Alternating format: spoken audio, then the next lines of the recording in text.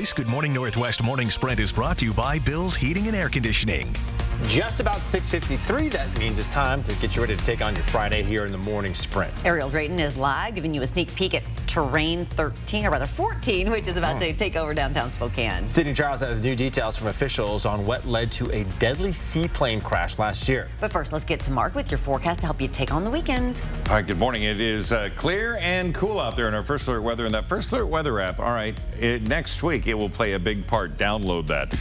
45 currently as we look at Spokane Valley, Liberty Lake. We've got 40 into Deer Park, and it's into the low 40s into Cheney, I'm sure. But just be prepared for that chill in the morning, but the afternoon, sunshine. It's going to be warmer. It's going to be really nice. Our forecast today, yeah, it's going to be sunshine with a high of 74 degrees. The National Transportation Safety Board has released new details into what led to a deadly plane crash last year in the Puget Sound. Sandy Williams, the former executive director and founder of the Carl Maxey Center, and her partner both died in the crash. The NTSB said a mechanical issue played a role in the seaplane crash that killed 10 people near Whidbey Island last September. A failure of a single component of a critical flight control caused the plane to be unrecoverable during its descent. But we now know that the NTSB found that pieces of the plane were disconnected, which would have made it impossible for the pilot to control that plane. Sandy's legacy will always be remembered here in Spokane. She started the Black Lens, the only newspaper in Eastern Washington focusing on the black community.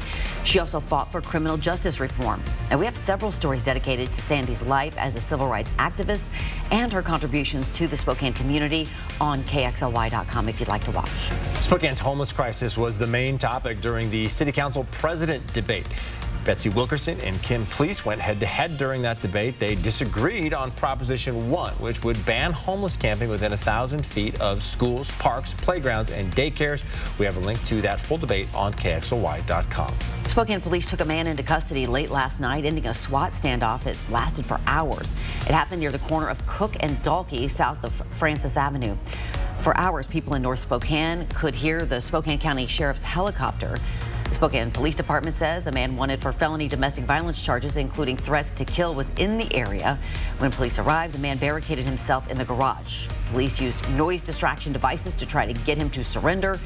He is charged with multiple felonies, including domestic violence, assault, and unlawful possession of a firearm.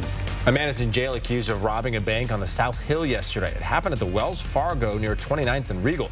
Police say the man was not armed and was eventually found at the Rite Aid in that same shopping center. A bomb threat sent students home early from Lynn Ritzville High School yesterday while authorities investigated.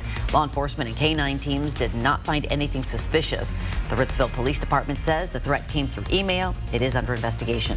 Someone living on Hayden Lake Road called police because they could see someone on surveillance video inside their house. The Kootenai County Sheriff's deputies say it was this man, 35-year-old Luke Consien of Coeur d'Alene.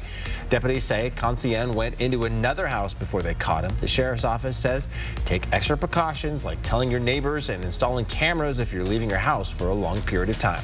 Coeur d'Alene police got a call yesterday afternoon that a man was threatening people with a sword on North 10th Street. Police later found 33-year-old Brian Craig at his home. He was not cooperative at first and would not leave the home. Craig was eventually taken into custody and booked for 2 counts of aggravated assault. Crime is increasingly in focus in downtown Spokane. A month ago, police said 2nd and Division Street was in crisis mode and increasing patrols in that area. 4 News Now checked in with businesses in that area to see if it's made a difference. Some of them say they hardly noticed the increased police presence, while others say the increased patrols have made a measurable difference. For more on what they told us, you can head to KXLY.com. Terrain 14 is one of the most anticipated events where the community can come out and enjoy artists, expressions, music, paintings, and so much more. Take a look at your screen and I'll give you some details that you need to know if you plan on attending tonight's event.